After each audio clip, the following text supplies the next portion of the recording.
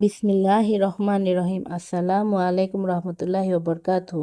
আজকে আমি মাত্র 5 মিনিটে ঘরে থাকা উপকরণ দিয়ে সুইট অ্যান্ড সাওয়ার স্যুপ রান্না করেছি। সেই রেসিপিটি আপনাদের মাঝে শেয়ার করলাম। চলুন দেখে নিই কীভাবে রান্না করতে হবে। প্রথমে আমি একটি প্যানে 2 মগ পানি নিয়েছি।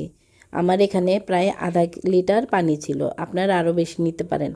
এই পানির পরিমাণ অনুযায়ী আমি এখানে প্রায় 1.5 চামচ লবণ দিয়েছি। এখন চুলাটা আমি হাই হিটে জাল দিচ্ছি। এই স্যুপটা আমি আজকে ঘরে থাকা উপকরণ দিয়েই বানাবো। সবার ঘরে কিন্তু ময়দা থাকে, তাই আমি আজকে ময়দা দিয়ে স্যুপটা বানাবো। এখানে আমি 2 চামচ ভরা ভরা ময়দা দিয়ে দিলাম পানির মধ্যে, আর ভালোভাবে মিক্স করে নিচ্ছি যাতে ময়দার দলা না থাকে। দেখতে পাচ্ছেন আমি কিভাবে ঘুরিয়ে ঘুরিয়ে মিক্স করছি। আপনারা এভাবে করে নেবেন। স্বাদে কখনো তারতম্য আসবে না, কেউ বুঝতেই পারবেন না আপনি কর্নফ্লাওয়ার ছাড়া এই স্যুপটা রান্না করেছেন। আর কতটা মজাদার হয় একবার দেখে নিন।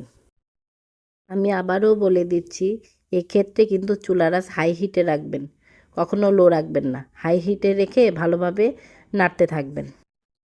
দেখতেই পাচ্ছেন ময়দাগুলো পারফেক্টভাবে পানির সাথে মিশে গেছে। এখন আমি ডালের চামচের 1 চামচ টমেটো সস দিয়ে দিলাম। টমেটো সস সবার ঘরেই থাকে, আর টেস্টটা একটু চেক করে নিয়ে বুঝে শুনে দিবেন।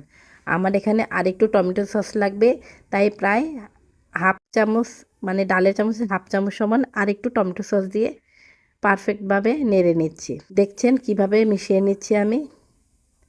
আর অবশ্যই চুলার আঁচটা হাই হিটে। যখন দেখবেন হঠাৎ করে আপনার বাসায় কোনো মেহমান চলে আসছে, তখন চটজলদি এই স্যুপটি যদি আপনি পরিবেশন করেন, বুঝতেই পারবেন না দোকান থেকে কিনা আপনি ঘরে বানিয়েছেন। এত সুন্দর আর এত মজাদার একটি স্যুপ। এখন আমি চিলি সস দিয়ে দিয়েছি 1 চামচ। চিলি সস যদি না থাকে সমস্যা নাই, আপনাদের ঘরে তো অবশ্যই মরিচের গুঁড়ো তো সবার ঘরেই থাকে, 1 চামচ মরিচের গুঁড়ো দিয়ে দিবেন। এই স্যুপটা যেহেতু আমি বলেছি সুইট অ্যান্ড সাওয়ার স্যুপ, এখানে টক ঝাল মিষ্টি থাকবেই। সিরকা সবার ঘরেই থাকে।